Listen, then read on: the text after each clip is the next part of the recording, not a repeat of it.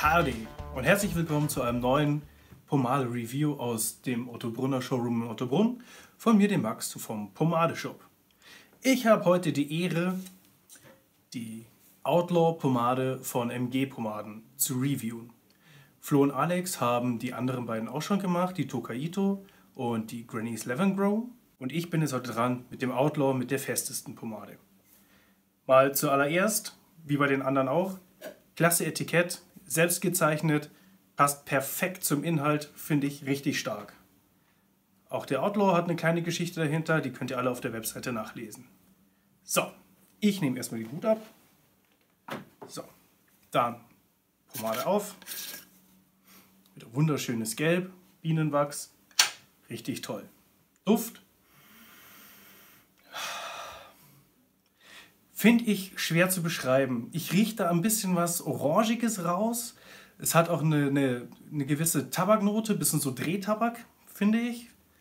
Und es ist auch was Rauchiges drinnen. Also quasi, wenn du den Tabak dann geraucht hast in der Zigarette, dann hast du den Duft auch mit drin. Das ist eine wahnsinnig interessante Kombination, die sich auch den Tag über verteilt. Also es wabert um deinen Kopf herum, du hast immer verschiedene Nuancen, wobei je länger man sie drinnen hat, habe ich das Gefühl, dass die rauchige Note irgendwann überwiegt. Muss ich jetzt ehrlich gestehen, ist nicht mein Favorite, weil ich von diesen rauchigen Düften nicht so der Fan bin.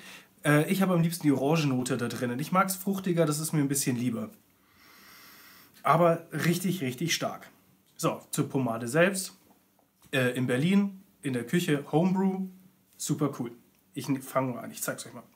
Raus geht sie, ein bisschen streng, ist eine echt starke. So, bisschen klebrig ist sie auch, was das Ganze noch cooler macht. Bevor ich sie jetzt in die Haare schmiere, meine Haare sind komplett trocken, ich habe fast nichts in den Haaren, nur noch heute früh vom Haarewaschen. Ich fange an, nehme wieder 2-3 Spritzer Lucky Tiger Hair Tonic. So, schön verteilen, die Haare anfeuchten. Wenn ihr natürlich aus der Dusche kommt, braucht ihr nicht so viel. Aber wenn meine Haare jetzt knochentrocken sind, ist es bei so einer Heavy Pomade immer ein bisschen einfacher. Finde ich zumindest. Haare leicht feucht. Das passt. So, jetzt gehen wir wieder her. Gerade gezeigt. Schön rein mit dem Finger. Lässt sich aber dann doch irgendwie smooth. Also die Oberfläche, habe ich das Gefühl, ist ein bisschen härter als alles, was unten drunter ist. Danach wird es ziemlich angenehm. In den Händen. Und das ist das Geile, obwohl die so heavy ist, das Verreiben geht super easy. Man hat aber wie bei den meisten wachsigeren, festeren Pomaden, die Hände sind jetzt noch leicht gelblich, aber das ist nichts, was sich in den Haaren irgendwie danach noch zeigen würde. So, einarbeiten, auch überall. Geht auch wahnsinnig gut. Allein jetzt schon beim Einarbeiten, merke ich schon verschiedene Duftnuancen, die durchkommen. Ich rieche jetzt auch was ganz leicht Mentholiges noch, was ganz leicht Erfrischendes. Also ziemlich cool und wahnsinnig vielseitig. So. Das erste, dann nehme ich noch ein bisschen was. Wieder schön verreiben, schöne Wärme in den Händen. Wem das nicht gefällt oder wem sie in den Haaren die Pomade noch zu hart ist, kann auch noch mal kurz anföhnen. Dann lässt es sich noch mal ein bisschen leichter verteilen. Wobei ich finde, dass das bei der gar nicht so wirklich nötig ist. Gut. Schauen wir mal. Sollte erstmal reichen. Natürlich könnt ihr, wenn ihr später merkt, irgendwie doch nicht ganz so gut, immer noch mal nachschmieren. Aber das ist auch eine Erfahrungssache. Also irgendwann merkt man das dann ganz einfach. Dann hat man so ein Gefühl, ja, das war jetzt ungefähr die richtige Menge. Und natürlich auch, wenn ihr jetzt die ganze Woche lang Heavy-Pomaden schmiert, braucht ihr am Freitag vielleicht nur noch eine Fingerspitze voll zum Nachschmieren. Das ändert sich natürlich immer. Den Herkuleskamm nehme ich wieder. Finde ich ganz gut. Ja, das geht super geschmeidig durch. Das ist der Wahnsinn. Das macht Spaß. Das ist super cool. Da die feine Seite. Ja, genau. Dann merkt man jetzt die losen Haare, die noch irgendwie drinnen hängen, gehen alle mit raus. Das ist sehr gut, das macht das Styling nachher deutlich einfacher. Ja, da noch anlegen. Perfekt. Ich nehme heute mal nicht meinen Afro-Kamm, sondern den King Brown Texture Comb. Hat auch schöne lange Zinken, ein bisschen dünner sogar als der Afro-Kamm, den wir da haben. Und erfüllt auch ziemlich gut seinen Zweck.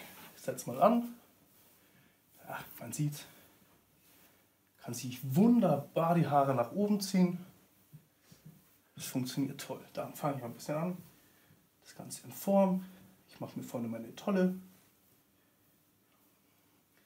Hinten die Haare zusammen, dass es schön ordentlich alles ist. Ja, und ich meine, ganz ehrlich, ich habe jetzt keine Minute nur mit diesem Kamm gearbeitet und die Frisur sitzt fast perfekt.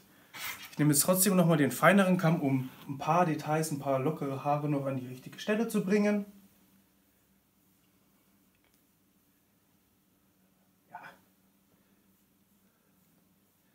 Da ist natürlich auch immer die Frage, wie pedantisch seid ihr da?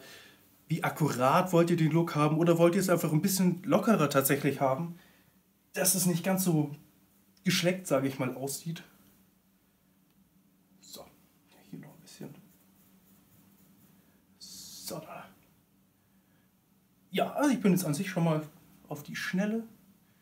Die Seiten noch. Genau. Ich sage relativ zufrieden. Duft verteilt sich schön. Jetzt ist noch die Orangenote, die ich liebe, die ich richtig, richtig stark finde. Wie gesagt, der Duft ändert sich jetzt dann den Tag über. Vor allem, was mir aufgefallen ist beim Duschen, dann beim Haarewaschen, da kommt dann die rauchige Note nochmal richtig raus. Also das finde ich tatsächlich faszinierend, dass selbst beim Auswaschen noch so viel Duftvolumen vor allem vorhanden ist. Muss ich sagen, gefällt mir ziemlich gut. Der Glanz ist wie bei einer Heavy Hold relativ natürlich. Ein ganz bisschen was ist da, was eben auch den vielen guten Ölen geschuldet ist. Also ich muss tatsächlich sagen, mein Verdikt. Ich finde es eine brutal gute Homebrew-Pomade. Das ist tatsächlich eine der besten, die ich je geschmiert habe. Nur ist es halt der Duft, der mir persönlich nicht so zusagt. Finde ich echt schade, sonst wäre es meine Daily-Pomade. Aber es ist der Duft, der mir eben diese Nuance zu heftig ist. Aber jeder, der auf sowas Rauchiges steht, der wird darin aufgehen wie noch was. Oder generell, wer diese rauchigen Noten mehr mag, der wird diese Pomade lieben. Dem kann ich sie nur wirklich ans Herz legen. Und auch so, alle MG-Pomaden, muss ich sagen, sind sautolle Produkte. Da merkt man, dass da jemand sich wirklich Mühe gegeben hat, Herzblut reingesteckt hat und das auch wirklich allen beibringen möchte und das auch zeigen möchte.